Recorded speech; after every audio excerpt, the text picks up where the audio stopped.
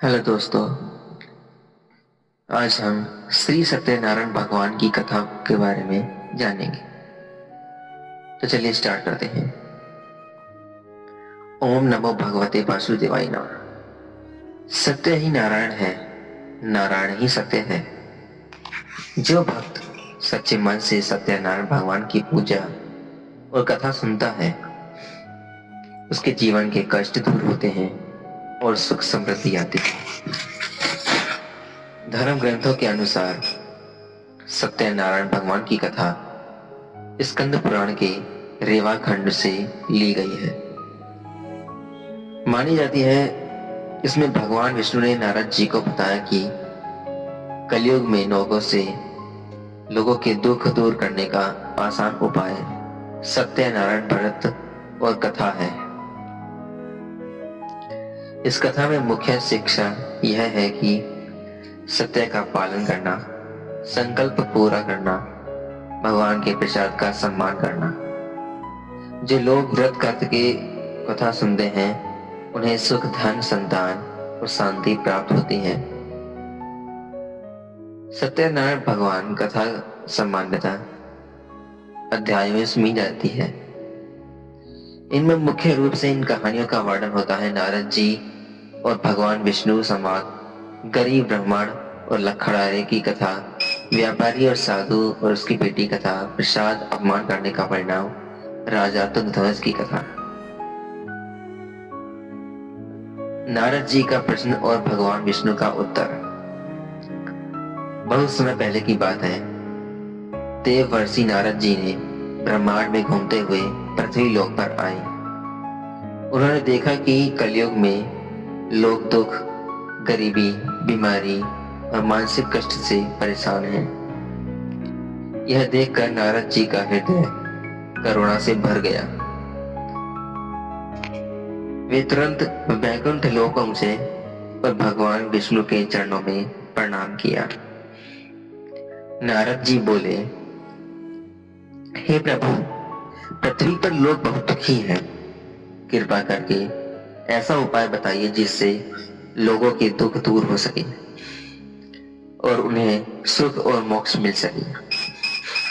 भगवान विष्णु मुस्कुराए और बोले, हे नारद, कलयुग में एक बहुत सरल व्रत है, सत्यनारायण व्रत। जो भक्त श्रद्धा से इस व्रत और कथा को करेगा, उसके सभी कष्ट दूर होंगे, जीवन में सुख समृद्धि आएगी। भगवान ने आगे कहा, सत्य ही मेरा रूप है और सत्य का पालन करता है, वही वास्तव में मेरी पूजा करता है। नारद जी ने भगवान को प्रणाम किया और यह ज्ञान पृथ्वी लोक में फैलाने लगे। काशी नगरी में एक बहुत गरीब ब्राह्मण रहता था। वह रोज भीख मांगकर अपना जीवन चलाता था। एक दिन वह भूखा प्यासा घूम रहा था। तभी भगवान सत्यनारायण वृद्ध ब्राह्मण का रूप लेकर उसके सामने आए। उन्होंने पूछा, तुम इतने दुखी क्यों हो? ब्राह्मण बोला, मैं बहुत गरीब हूं, मेरे पास खाने तक के पैसे नहीं है। वृद्ध ब्राह्मण भगवान बोले, तुम ना सत्यनारायण भगवान का व्रत करो, तुम्हारे सारे दुख दूर हो जाएंगे। ब्राह्मण ने पूछा, यह व्रत कैसे किया जाता है? तब भगवान ने उसे पूरी विधि बताई। ब्राह्मण ने श्रद्धा से व्रत किया और धीरे धीरे उसकी गरीबी दूर हो गई। वह सुखी जीवन जीने लगा। एक दिन एक लकड़हारा उस ब्राह्मण के घर आया। उसने देखा कि घर में पूजा हो रही है। लकड़हारे ने पूछा, यह पूजा किसकी है? ब्राह्मण ने सत्यनारायण भगवान के व्रत का महत्व बताया। लकड़हारे ने भी संकल्प लिया कि यह वह व्रत है। उस दिन लकड़हारे को जंगल में ज्यादा लकड़ी मिली और उसे अच्छा पैसा मिला। उसने घर आकर पूजा की और उसके जीवन में भी सुखी हो गया। एक नगर में साधु राव का व्यापारी रहता था। उसकी पत्नी का नाम लीलावती था। दोनों के पास धन था। लेकिन संतान नहीं थी। एक दिन व्यापारी ने देखा कि राजा सत्यनारायण भगवान की पूजा कर रहा था। उसने पूजा का महत्व पूछा और संकल्प लिया, अगर मुझे संतान हुई तो मैं सत्यनारायण भगवान व्रत करूंगा। कुछ समय बाद उनके घर बेटी पैदा हुई। नाम रखा गया कलावती। लेकिन व्यापारी व्रत करना भूल गया। यहीं से उसके जीवन में समस्याएं शुरू होती है।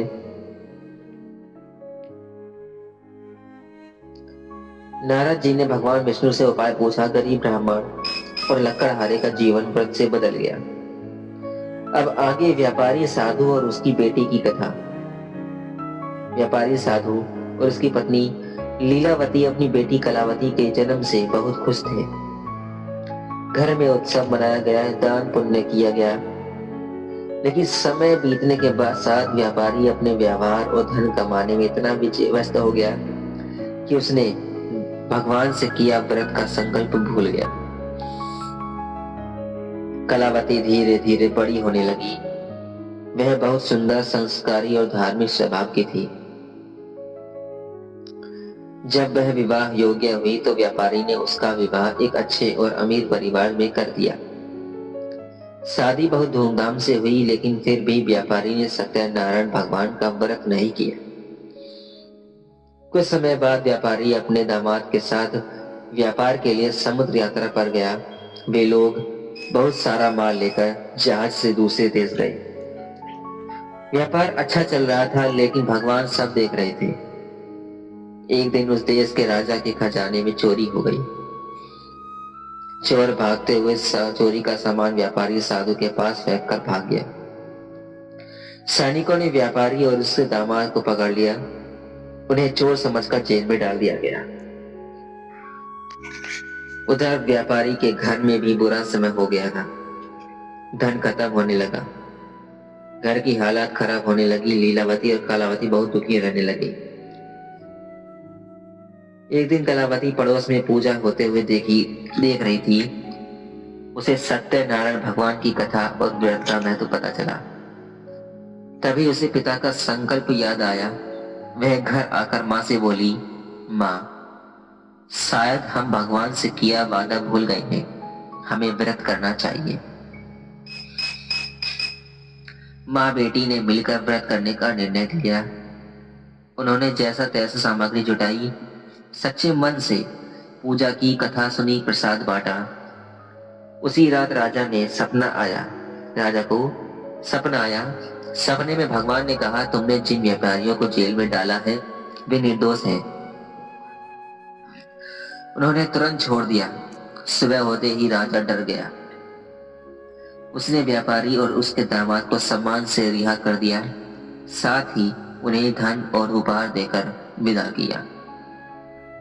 जब व्यापारी वापस लौट रहा था तब भगवान ने साधु का रूप लेकर पूछा, जहाज में क्या है? व्यापारी को घमंड हो गया। उसने मजाक में कहा, कुछ नहीं, सिर्फ पत्ते और घास है। भगवान बोले, ठीक है, ऐसे ही जाओ, ऐसा ही हो जाए। जब व्यापारी जहाज पर गया तो देखा सारा सामान सच में घास और पत्तों में बदल चुका था। वह डर गया। उसे अपनी गलती समझ आ गई। वह रोते हुए बोला, हे प्रभु, मुझे माफ कर दो, मैंने घमंड किया और झूठ बोला। भगवान प्रसन्न हुए। सारा सामान वापस पहले जैसा हो गया। जब व्यापारी घर लौटा तो उसे पता चला कि पत्नी और बेटी ने व्रत किया था। उसे अपनी गलती का पूरा एहसास हुआ। उसने पूरे परिवार के साथ मिलकर सत्यनारायण भगवान का व्रत किया। घर में सुख समृद्धि वापस आ गई। भगवान ने से किया गया वादा कभी मत भूलो। घमंड और झूठ का परिणाम बुरा होता है। सच्चे मन से की गई पूजा हमेशा फल देती है। व्यापारी साधु ने व्रत का संकल्प भुला दिया। उसे और उसके दामाद को जेल हुई। फिर पत्नी बेटी के व्रत से मुक्ति मिली। अब आगे। बहुत समय पहले एक राज्य में तुंगध्वज नाम का राजा रहता था। वह बहुत शक्तिशाली और धनवान था। उसके राज्य में सुख शांति थी, लेकिन राज्य के अंदर धीरे धीरे अहंकार आ गया था। एक दिन राजा शिकार खेलने जंगल गया। शिकार के बाद वह एक पेड़ के नीचे आराम करने लगा। उसी समय उसने देखा कुछ ग्वाले चरवाहे सत्यनारायण भगवान की पूजा कर रहे थे। वे बहुत श्रद्धा से पूजा कर रहे थे, कथा सुन रहे थे और प्रसाद बांट रहे थे। ग्वालों ने राजा को प्रणाम किया और प्रसाद लेने को कहा, लेकिन राजा ने अहंकार में आकर प्रसाद लेने से मना कर दिया। वह बिना कुछ बोले वहां से चला गया। राजा के इस व्यवहार से भगवान नाराज हो गए। कुछ ही समय में राजा का भाग्य बदल गया। उसका धन खत्म होने लगा, राज्य में परेशानी आने लगी, परिवार में दुख बड़ा हो गया। राजा समझ नहीं पा रहा था कि ऐसा क्यों हो रहा है। एक दिन राजा को याद आया, मैंने ग्वालों की पूजा और प्रसाद का अपमान किया था। उसे बहुत पछतावा हुआ। राजा तुरंत उसी जगह गया जहां ग्वालों ने पूजा करते हुए थे। वह नम्रता से बैठा, पूजा में शामिल हुआ और कथा सुनी, प्रसाद लिया। जैसे ही राजा ने सच्चे मन से व्रत किया, उसका खोया धन वापस मिलने लगा। राज्य में सुख शांति लौट आई, परिवार खुश रहने लगा। राजा ने जीवन भर सत्य और धर्म का पालन करने का संकल्प लिया। यह कथा हमें सिखाती है, भगवान के सामने कभी भी सभी बराबर हैं। अहंकार सबसे बड़ा दुश्मन है। प्रसाद और पूजा का सम्मान करो भी। सच्चे मन से माफी मांगने पर भगवान क्षमा कर देते हैं। कभी भी अहंकार मत करो। भगवान की भक्ति में सच्चाई रखो। प्रसाद का अपमान भी कभी मत करो।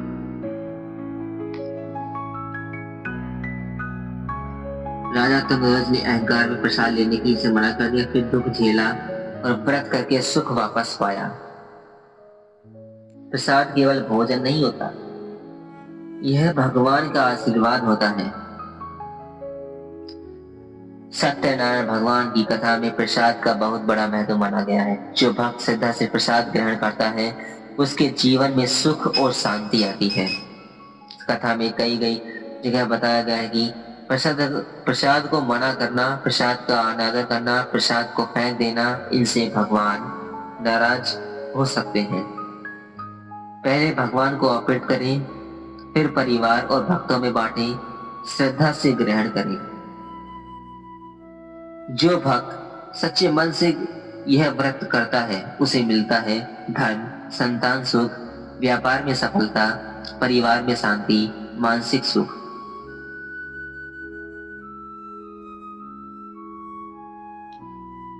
धन्यवाद।